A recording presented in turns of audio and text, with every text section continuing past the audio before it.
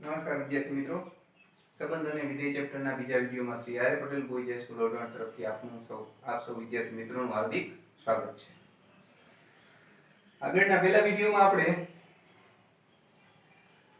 કાર્તેજીય ગુણાકાર, કોઈ ગણના અવગણ કેટલા મળે, કઈ રીતે મળે, a થી b પરનો સંબંધ, સંબંધોમાં સ્વવાચક સંબંધ અને સમિત સંબંધ વિશે અભ્યાસ કરેલો. પછી બોર્ડ પર લખેલું છે. આજે આપણે પારંપરિક સંબંધ વિશે અભ્યાસ કરીશું. તો સૌપ્રથમ કોઈ સંબંધ પારંપરિક ક્યારે થાય? થોડું વિચારવા માટે જે કાલે આપણે સ્વવાચક અને સમિત સંબંધ સમજ્યા તેના કરતા થોડુંક મુશ્કેલ છે, પણ અઘરું બિલકુલ નથી. કોઈ સંબંધ પારંપરિક સંબંધ ક્યારે થાય? તો r એ a પરનો સંબંધ હોય તો r માં રહેલી ab bc ટાઈપની જોડ માટે, જો આ પાછળના ઘટક, પહેલી જોડનો પાછળનો ઘટક બીજી જોડના આગળના ઘટક જેટલો છે. પારંપરિક એટલે આમ વાયા થઈને જવું, એકમાંથી બીજું, બીજામાંથી ત્રીજું, તો પહેલામાંથી ત્રીજા તરફ જવાની વાત કરે છે. ab bc ટાઈપની જોડ માટે ac belongs to r થતું હોય તો r ને પારંપરિક સંબંધ કહેવાય છે. તો પારંપરિક સંબંધ બીજી એક વાત કરતો હજી વિદ્યાર્થી મિત્રો, આપણે ઘણી વખત ab belongs to r ને આ રીતે પણ લખી છે. ab belongs to r ને આ રીતે પણ દર્શાવી શકાય.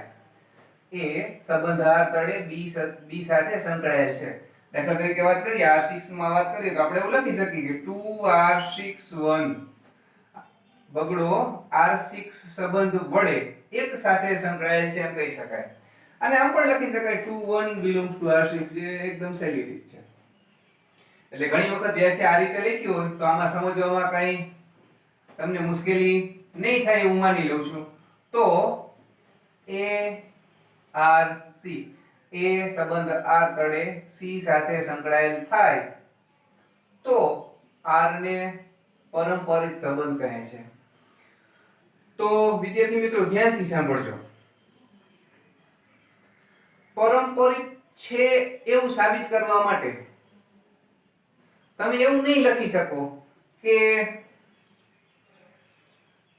1 2 2 1 આવી એક જોડ લઈ 1 1 belongs to r છે એવું લખી નહીં શકાય. એમાં આપણે એવું લખશું કે અહીં પ્રત્યેક ab bc ટાઈપની જોડ માટે ac belongs to r છે એવું લખવું પડે.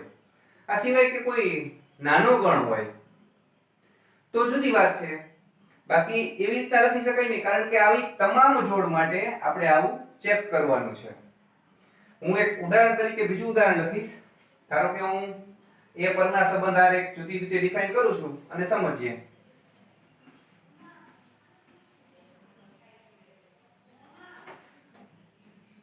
હું r a ક્રોસ a નો ઉપગણ લખું છું, એટલે કે આ a પરનો સંબંધ થાય, આપણે ચેક કરવું છે પારંપરિક છે કે નહીં.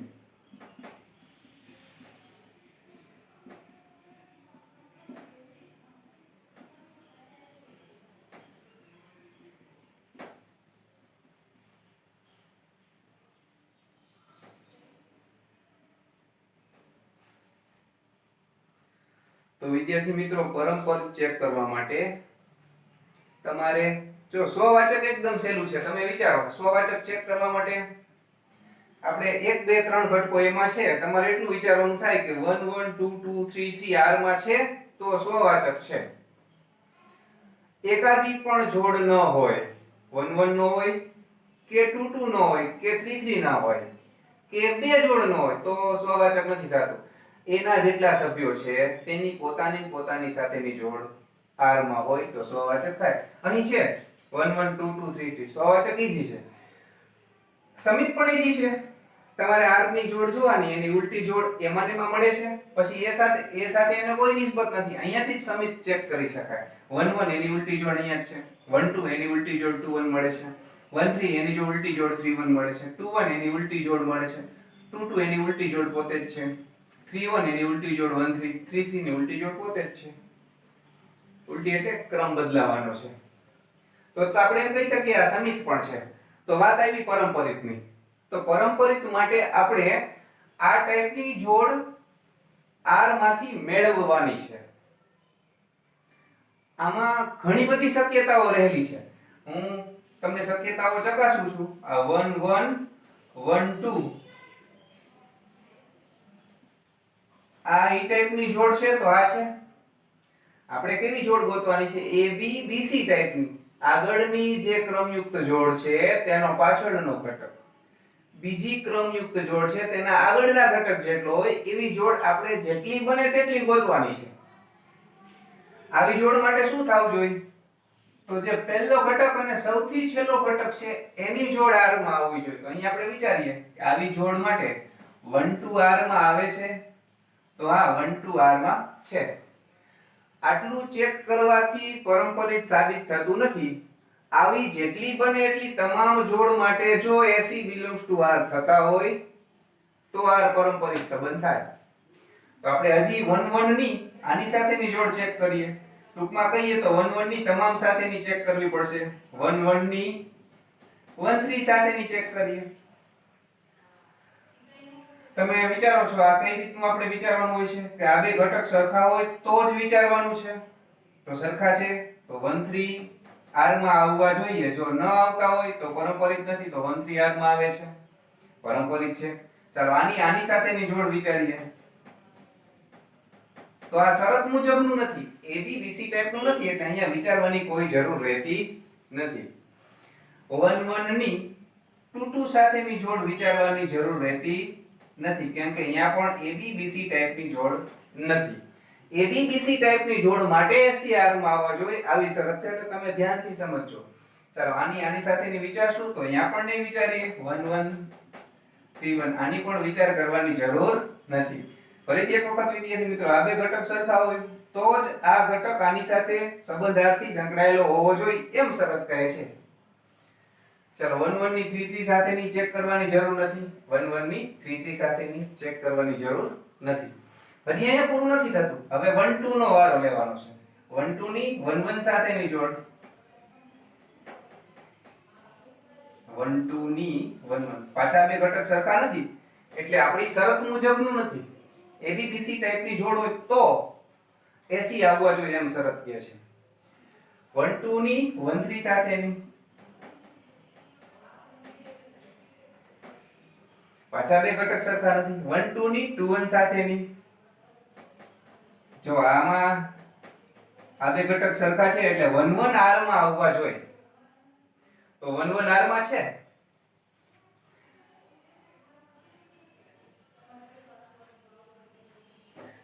આગળની વાત કરીએ.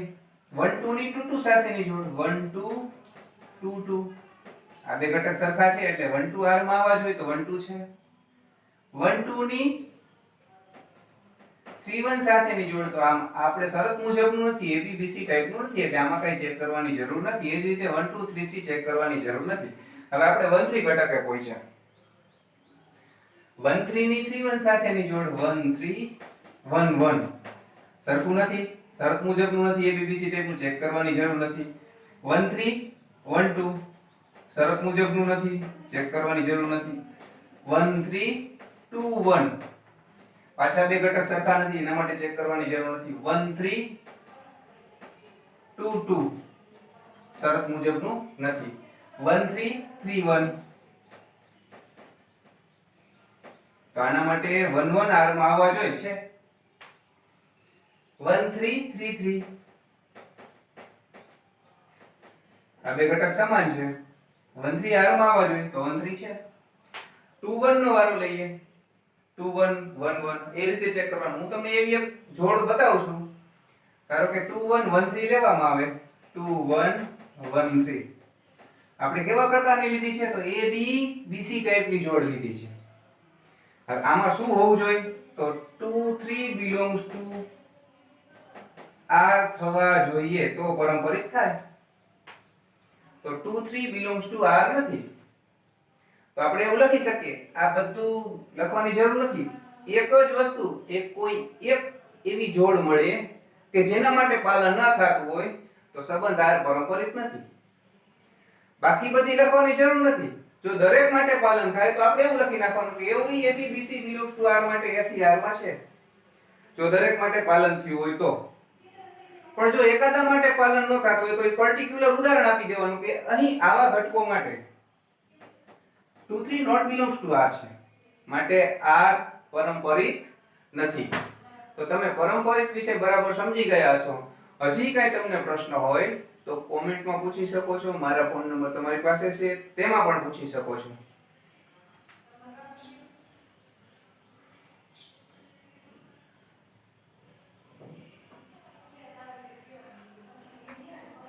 સામ્ય સંબંધ.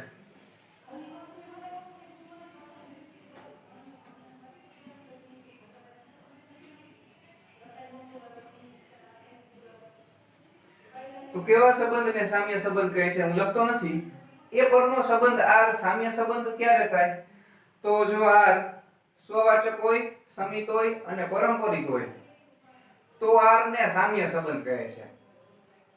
સામ્ય સંબંધ થવા માટે આર સ્વવાચક પણ હોવો જોઈએ, સમિત પણ હોવો જોઈએ અને પારંપરિક પણ હોવો જોઈએ. તો આર ને સામ્ય સંબંધ કહે છે. એટલે તમને કોઈ ગણ એ પરનો સંબંધ આર આપે અને પછી એવો પ્રશ્ન પૂછે કે આ આર સામ્ય સંબંધ છે, તો તમારે શું ચેક કરવું પડે? તો તમારે ચેક કરવું પડે કે આર સ્વવાચક છે, સમિત છે, પારંપરિક છે. જો ત્રણેય હોય તો સામ્ય સંબંધ છે, નહીતર સામ્ય સંબંધ નથી. પછી આપણે સામ્ય વર્ગોની વાત આગળ ઉપર કરીશું જ્યારે જરૂર પડે ત્યારે. અત્યારે આપણે સ્વાધ્યાય 1.1 ના થોડાક દાખલા ગણવાનો પ્રયત્ન કરીએ.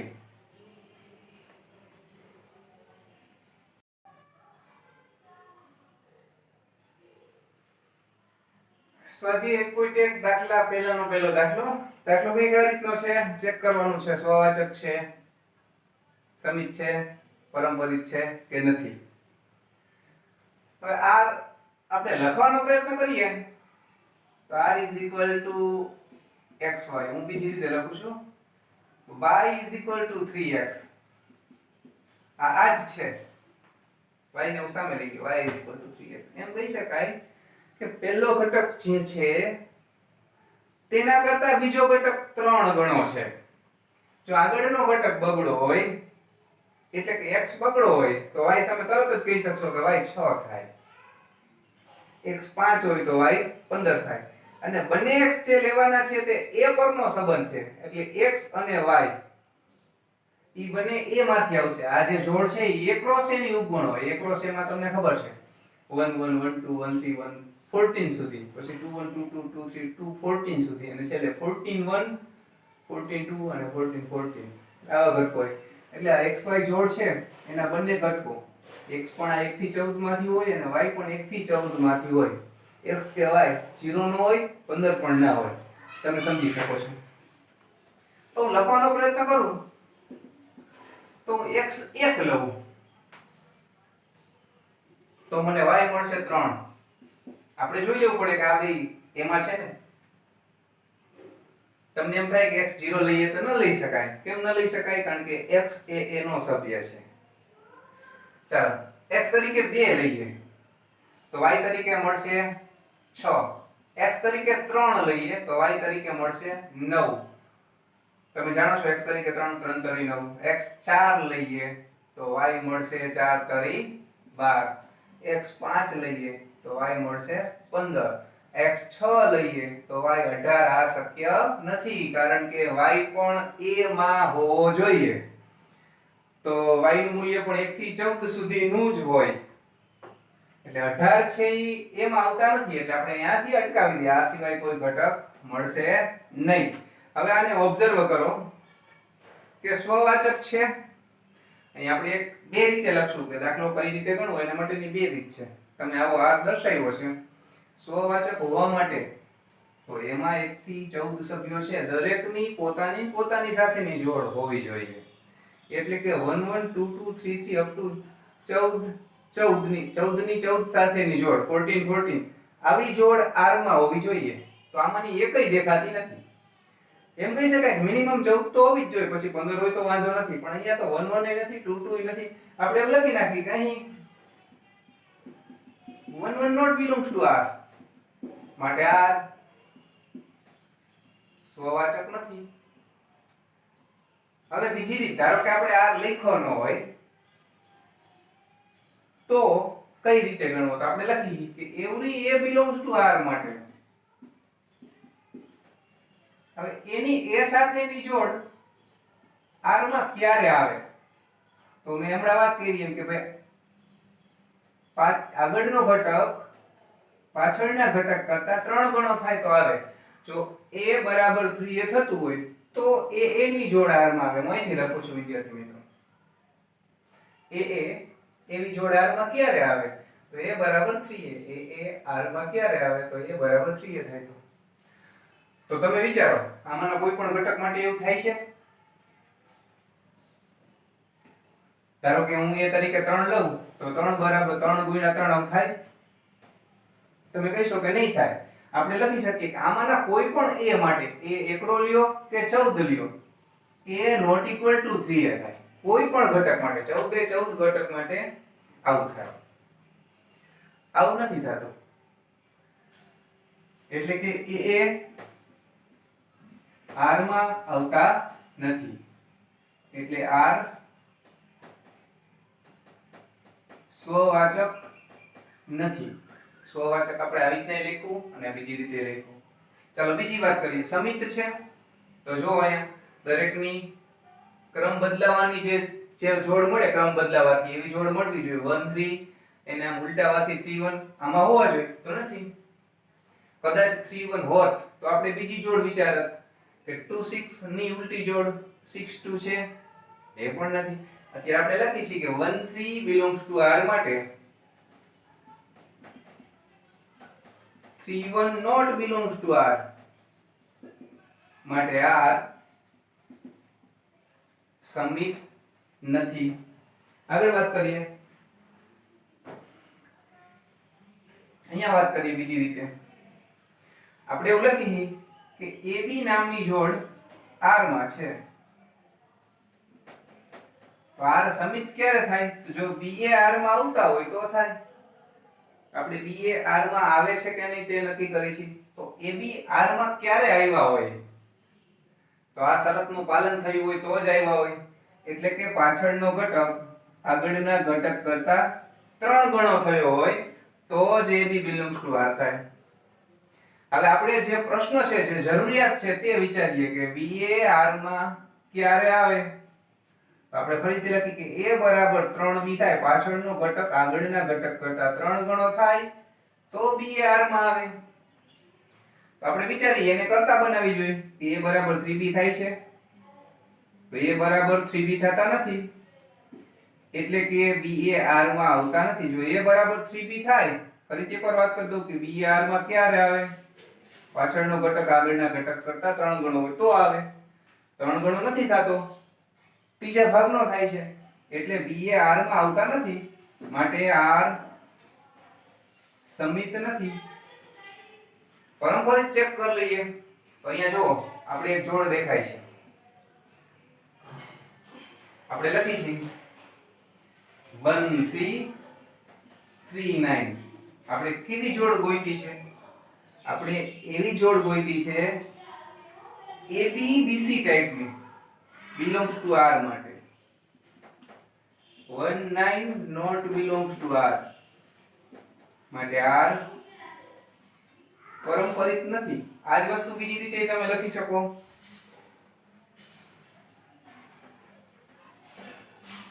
આપણે ab bc ટાઈપની જોડ લઈને વિચારી છે વ્યાપક રીતે ab bc belongs to r લેતા હવે ab r માં ક્યારે આવ્યા હોય તો પાછળનો ઘટક આગળના ઘટક કરતા 3 ગણો થયો હોય તો bcr માં ક્યારે આવ્યો તો c બરાબર 3b થાય તો r માં આવે વ્યાખ્યા મુજબ લખ્યું છે આપણે જોઈ છે શું આપણે ચેક કરવું છે કે ac r માં આવે છે કે નથી આવતા આવું ચેક કરવું છે ac r માં ક્યારે આવે તો c બરાબર 3a થાય તો આવે વ્યાખ્યા મુજબ પાછળનો ઘટક આગળના ઘટક કરતા 3 ગણો થાય અહીંયા આપણે ચેક કરી છે કે c બરાબર 3a થાય છે એટલા માટે હું b નું મૂલ્ય મૂકું છું b 3a તો આપણને મળ્યા c બરાબર 9a મળ્યા એટલે કે 3a નો મળ્યા એટલે કે ac not belongs to r થયું માટે r પરંપરિત નથી આમ આ સ્વવાચક નથી સમિતય નથી પરંપરિત નથી તમે આમ પણ ગણી શકો આમ પણ ગણી શકો તો મોટા ભાગે આવા દાખલા MCQ માં પૂછાતા હોય છે એટલે તમારે કઈ ગણવાની ઝંઝટ રહેતી નથી.